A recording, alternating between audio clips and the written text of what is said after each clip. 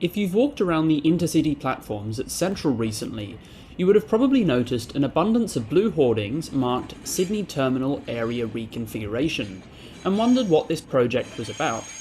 In this video, I'm going to attempt to explain the current problems with Central Station, the changes that are going to be delivered as part of the STAR project, and a few other ideas I have which would help alleviate these problems. Central Station is divided into three sections. I'm excluding the metro platforms, obviously. Central Suburban, platforms 16 to 23, and Central Eastern Suburbs, platforms 24 and 25, are the busier parts of the station, with trains running through into the City Underground from the Illawarra and Suburban main lines from the south.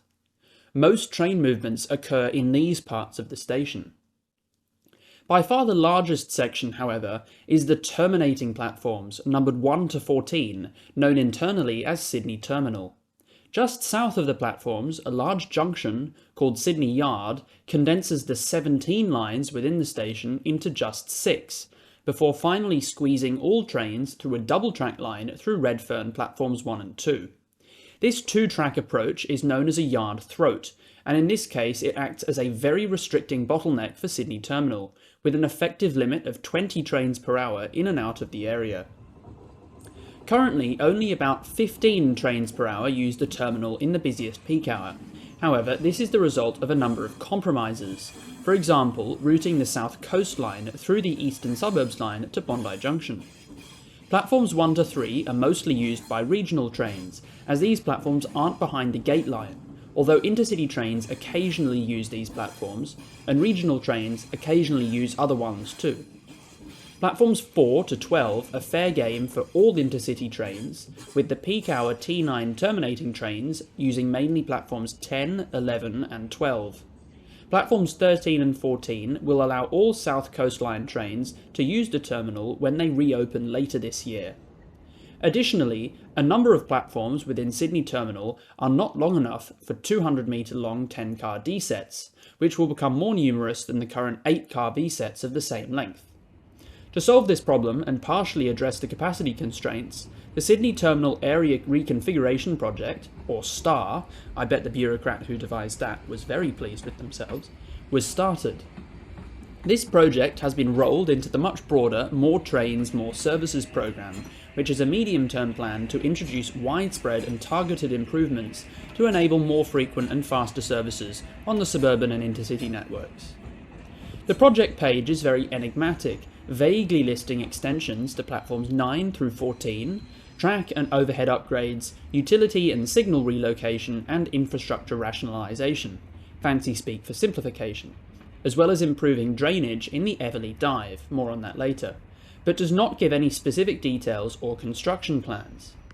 Because all of the upgrades are on existing railway land, Sydney Trains is not obliged to submit an environmental assessment, which would normally be the easiest way for outsiders to gauge the scope of a project. Instead, changes to the track layout are communicated a few weeks in advance on RailSafe's weekly notices. The extensions to platforms 9 through 14 are needed as the expansion of the northern concourse required shortening them at the northern end. Platforms 9, 10 and 11 have already had these extensions added, making them all 200 metres long again. Platforms 12, 13 and 14 were recently rebuilt on top of the metro box. However, the placement of the metro services buildings necessitates that the lines from platforms 13 and 14 curve sharply towards those from platforms 11 and 12, making extending this brand new island very difficult. And I can't easily see a way to do this without significant modifications to the platforms which haven't even opened yet. Platform 14 is, including the curved section, about 200 metres long. From recent aerial imagery, it appears that the extension of platform 11 aligns to a new track layout, possibly indicating that the platform 11 and 12 lines will be slewed over to create room for an extended island on platforms 12 and 13, and possibly also 2 new doubled crossovers. The likelihood of this happening is boosted somewhat by the strange removal of some point work towards platforms 13 and 14, which was only installed in late 2021. Whatever the plan is, it is clear that something has changed substantially even after construction had started. A quick note here from postscript writing me. In the week or so since I wrote this section, more details have emerged on Railsafe regarding the situation around platforms 13 through 14. The Platform 11 extension is clearly built to a different track alignment, and Platform 12 will be taken out of use for a few weeks to completely reconfigure the crossovers around here. I won't indicate these changes on my track layout diagrams, which you'll see in a second, but there are some internal signalling diagrams which you're looking at now. I'll link the relevant weekly notice in the description. Speaking of crossovers, the Star project has delivered a few other changes to the track layout. I'm going to take a quick tangent to introduce some more terminology just to make this bit a bit easier for you. Sydney Terminal is further divided into 3 sections, each feeding into a track pair in the yard. Platforms 1 to 4 and their middle roads feed into the yard main line, and I'll call this the main section. Platforms 5 to 8 and their middle roads feed into the yard suburban line, so this is the suburban section. And platforms 9 to 14 feed into the yard Bankstown line, so this is the Bankstown section. Platform 15 was replaced by a widened platform 14 when the Bankstown section was rebuilt for the metro. Stick around till the end of the video and I'll tell you why there's a Bankstown line here. One of the contributing factors to the limited capacity in Sydney Yard was the somewhat sparse placement of crossovers. The main section has 2 double crossovers, one for the exclusive use of platforms 3 and 4, and one for all 4 platforms. The suburban section had effectively only 1 crossover for all 4 platforms, and the Bankstown section had exclusive crossovers for platforms 11 to 15, with platforms 9 and 10 using ones further out. To leave most platforms, trains would have to run wrong way down lines, fouling many junctions as they did so, drastically reducing capacity. Star has not delivered anything yet for the main section.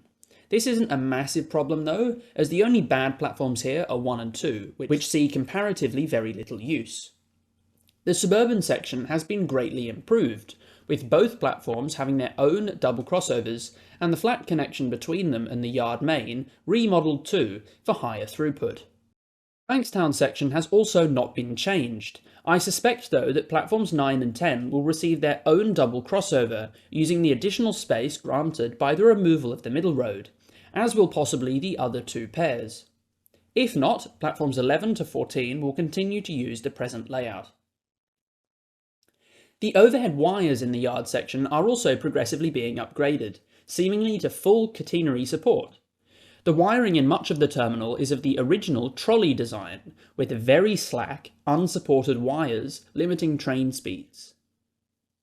That's most of the known scope for the Star project, but I feel there could still be many upgrades made to this part of the network.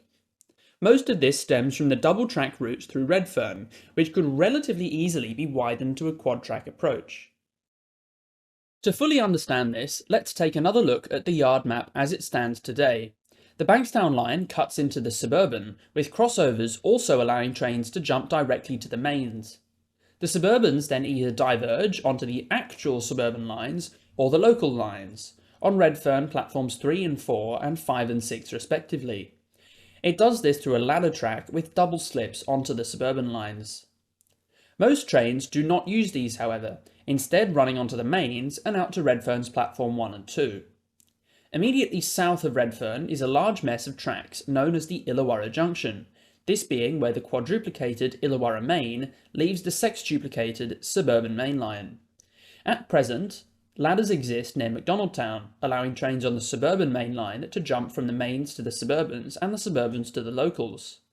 Another ladder connects the Illawarra local and the suburban local lines, and a new set of crossovers connects the Illawarra mains and Illawarra locals. McDonaldtown Yard is nestled in between, with Everleigh Depot to the east. Access to the depot is via either the Illawarra mains in both directions, or from Sydney Terminal via either the Everleigh Engine Dive, which dives under the platforms at Redfern from the up main, necessitating prolonged runway running through Sydney Yard, and the Illawarra Dive, which is a double-track, grade-separated connection between the suburban and Illawarra mains, although only the bidirectional downline connects to the depot. Most regular services do not use much of this trackage, however, using the flying junctions instead. T1 and T9 trains run along the suburbans the whole way, as do T2 and T3 trains on the locals. Some T8 trains run through the Illawarra locals, and at present only trains entering or leaving Everley Depot use the Illawarra mains. South Coast, Southern Highlands and Southern Region trains from Melbourne and Canberra currently use the Illawarra mains and Illawarra Dive to get to the suburban mains and Sydney Terminal, with all other intercity and regional trains staying on the mains throughout. At the next timetable change, slated for 2025, T8 trains will cease running through this section. Instead, all will run via the airport. South Coast trains will run to Sydney Terminal full-time, using new crossovers to get from the Illawarra locals, which they will move to the Illawarra Dive. This leaves platforms 7 and 8 at Redfern completely unused, which got me thinking of ways to improve the track layout to make use of this new space. I'll hide the track names from here on. First, the low-speed crossovers between the Illawarra lines should be replaced with a line speed realignment of the Illawarra locals into the Illawarra mains. The diverging route would instead be the connections to platforms 7 and 8. This would allow faster running times to South Coast trains and could tie in with speed improvements in the dive. The existing ladders will all be replaced, with the new high-speed ones again acting to essentially slew the lines over around McDonaldtown. The suburban locals will become what is now the Illawarra locals and use Redfern platforms 7 and 8. In much the same way, the suburbans will slew over to platforms 5 and 6, and the mains to platforms 3 and 4. Again, these will be more of a complete slew, with line speeds maintained as much as possible, with the lower speed connections now in the opposite direction. The dive will run through platforms 1 and 2 as it does currently. On the northern side of Redfern, another set of line speed track slews will realign the adjusted lines back to their original condition. The double slip connection to the Yard Suburban line will be replaced with a connection only to the old Suburbans through platforms 3 and 4. With this new layout, South Coast, Southern Highlands and Southern Region trains can run through platforms 1 and 2 and use the main and suburban sections of Sydney Terminal. All other intercity trains would run through Redfern platforms 3 and 4, directly onto the Yard Suburban and into the suburban and Bankstown sections. Regional trains from the suburban mains would continue to run through platforms 1 and 2 at Redfern to access platforms 1 to 3 at Central. Also, with this arrangement, the Illawarra mains can be removed from the flying junctions, and although I haven't shown this, the Illawarra locals could be modified to tie in with the Illawarra mains at Redfern. With this remodelling of Illawarra Junction, alongside the existing works of the STAR project, the capacity of Sydney Terminal can be drastically increased without expanding the physical footprint of the railway. These works would take time, but no more than other junction remodellings, and they aren't any more ambitious than previous works elsewhere. If we can close the Bankstown line for a year, we can close little parts of this area each weekend too. Following on from earlier, the Yard Bankstown line has a strange name. It doesn't connect to the Bankstown line, nor does it serve trains to Bankstown. So why is it called this? Originally, when all platforms at what was then known as Sydney Station were terminal platforms, each suburban line was given a block of platforms. Bankstown line was given platforms 9 to 14. The Illawarra was given platforms 15 to 19. The Illawarra local was at the time known as the Bankstown. The Illawarra line was the first to be transitioned to the new central platforms 21 and 23 in 1926, with the old Illawarra terminating platforms then demolished to make way for more electric through platforms, except platform 15. Platforms 14 and 15 were for a while used by electric Bankstown trains before their connection to the central electric station was finished. Thus platform 15 became part of this Bankstown section. Bankstown line trains were routed through the central electric station the following year. As part of the construction of the electric station, the Yard Bankstown line was severed from the Bankstown line from Sydenham to Central Electric, with the latter eventually renamed to the Illawarra local line. In all the subsequent remodellings, the increasingly short line has retained its name, one of the many quirks of the railway.